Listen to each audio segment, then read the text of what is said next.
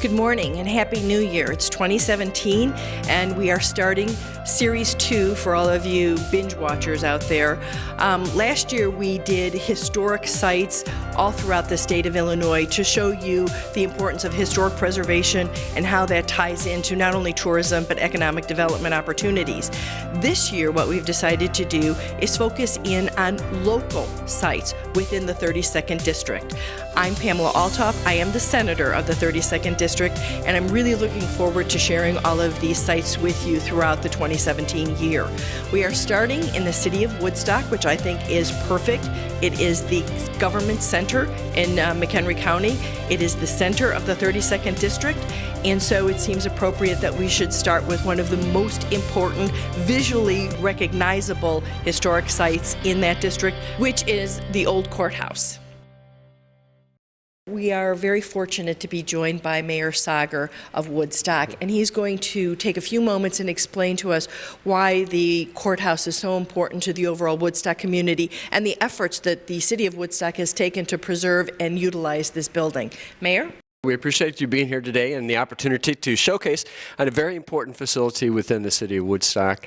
This particular building, the old courthouse and its associated old sheriff's house, are very centrally located to the city of Woodstock, right on the historic Woodstock Square. Around our community downtown, we have a number of historic landmarks, and this certainly is one of those. It is important to us because of the fact that it serves as the county courthouse for many, many years here in McHenry County. But in addition to that, it is historically important in terms of the architecture of this particular building, and I'm sure that you'll be talking about that just a little bit later.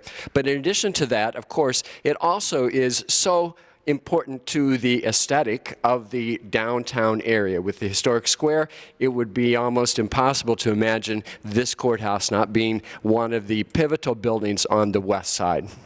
If we were to look at making sure that it was a vibrant addition to the downtown, inviting people into the building, what are the types of uses that would accomplish just that? And so the city has gone through a number of different studies to be able to evaluate how indeed this particular building might be an attraction, because we have this vision of the downtown square area as being a dining and entertainment destination, and certainly we want to make sure that this particular building lends itself to that vision. Thank you very much for giving us your time and information this We afternoon. appreciate it. Thank you. Thanks so much for coming and visiting. So we are standing in the entrance foyer of the old courthouse, and we are being joined by Nancy Baker, who is the City of Woodstock planner. Nancy's going to kind of point out the architectural features as well as some of the important historical notes. So thank you for joining us this morning, Nancy. We really appreciate it. Thank you for joining us. So where do you want to start?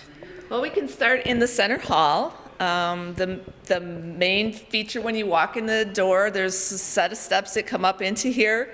Originally, there were two sets of curved stairs. The second set was eliminated in 1901, but fortunately, we still have this graceful, elegant set of stairs. A lot of craftsmanship here. A lot of craftsmanship. We still have a lot of old wood trim, very substantial. Everything in this building is thick, solid wood, brick, plaster. They actually were building it to be a courthouse. They were. And also, I understand somewhat of a community center as well for gatherings and events that the city was having.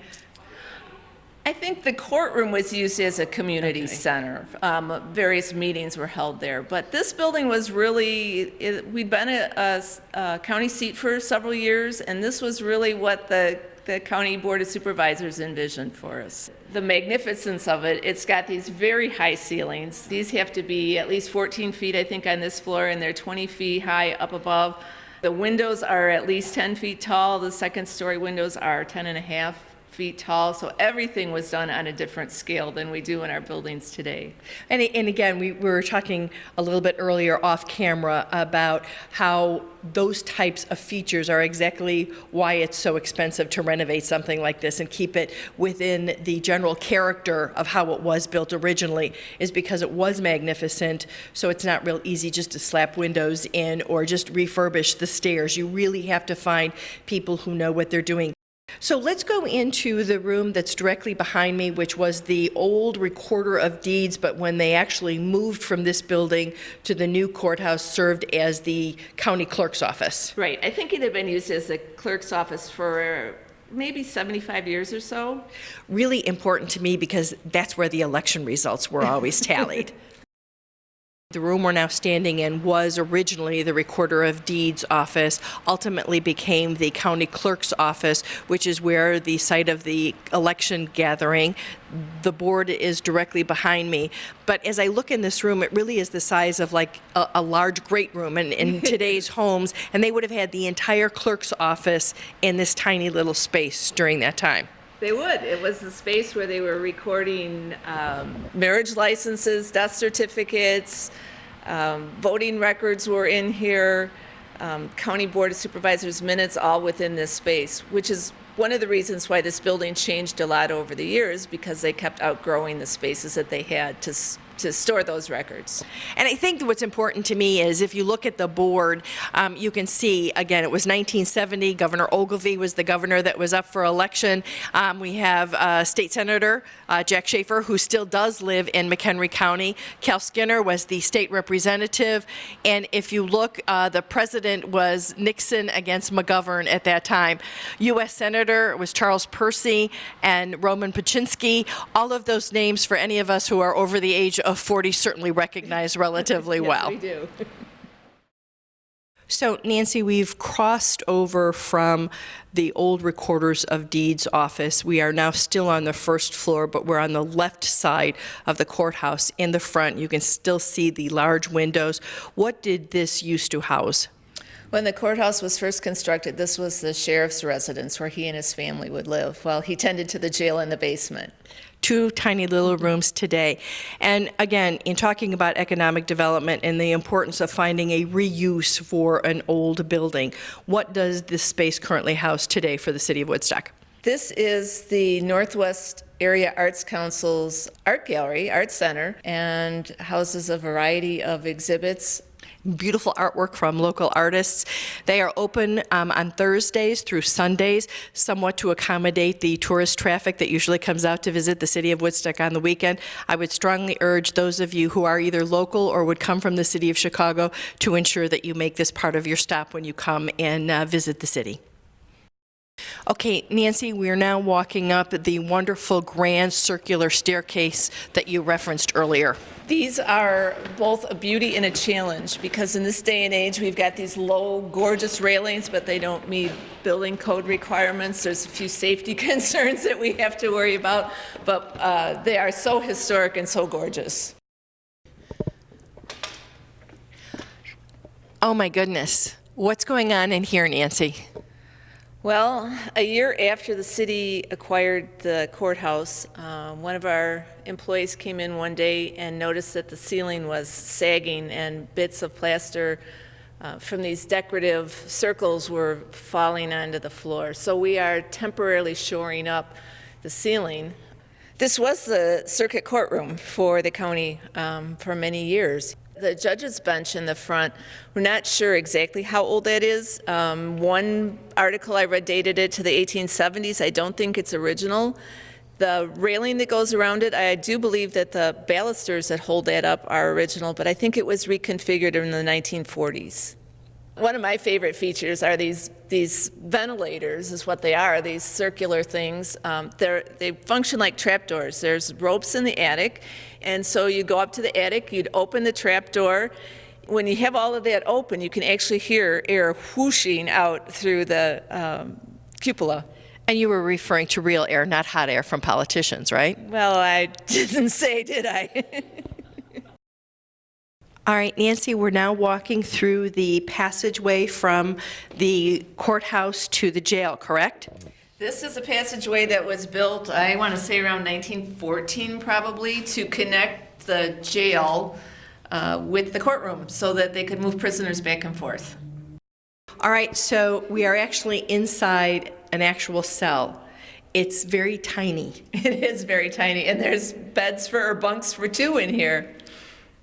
And you know what, real quickly, while we're standing in here, this is a perfect time for me to do my little historic perspective. We did a visit to Pullman, historic Pullman, and we know that one of the most famous visitors to the Woodstock jail was Eugene Debs, who was instrumental in starting the first strike at Pullman for the rail car industry. Right, he was sent to Woodstock. He was found in contempt of court with something to do with those railway strikes, and he was sent to Woodstock in 1896. He would have been in a cell just like these. And my understanding is that they were in the cells at night. This is where they really came to sleep, and during the day they did more community services and provided assistance on farms and some of the community services with public works. I'm not so sure that was the case with Debs. Debs and the sheriff they were great friends after he got here, and there are a lot of stories about the liberties that the sheriff allowed him. He had his own office here, he had his own secretary, so he could keep up. He put out a publication called the Railway Times, which was a railway union publication, and he did all of that work here. The co-conspirators that were also sent here studied history and studied literature together with him. They did some daily drilling. There was some article I've read about them actually doing some rifle drilling.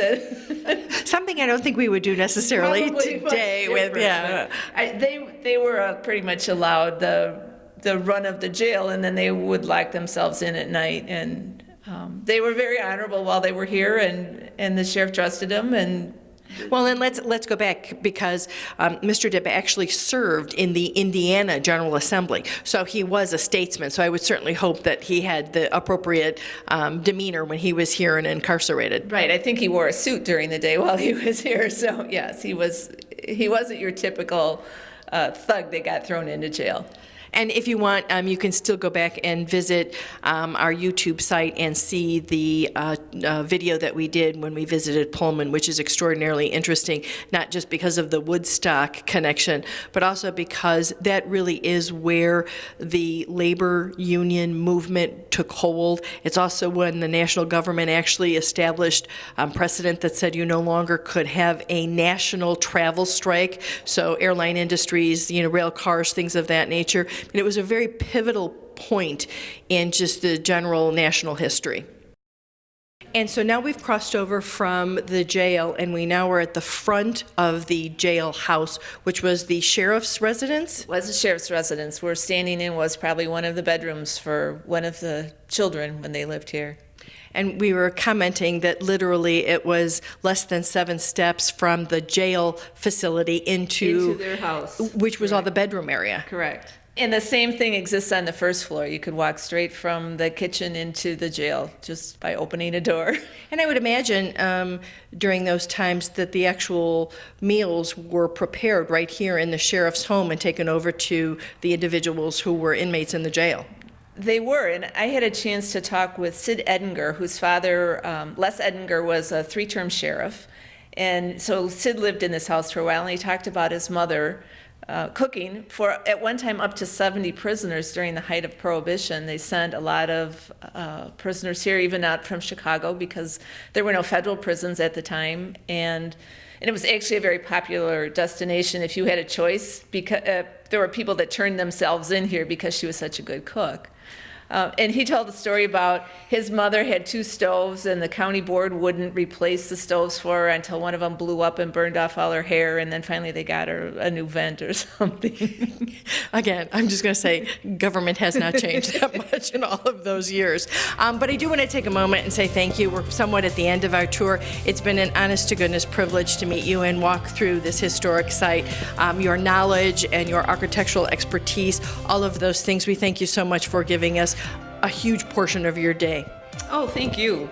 Thank you for joining us, and it's fun to share the history of these buildings. They're really pretty interesting. All right, as I typically do, we have a 30-second commercial at the end of all of our YouTube videos. This is why I love the city of Woodstock. Sustainable bags for your groceries so you don't use plastics. Not only is this community extremely artsy and cultural, they are definitely the best environmentalists and advocates for appropriate environmental practices that I have ever met. So thank you again to the City of Woodstock for allowing us access into their historic building and for all of their participation in our events. Thank you.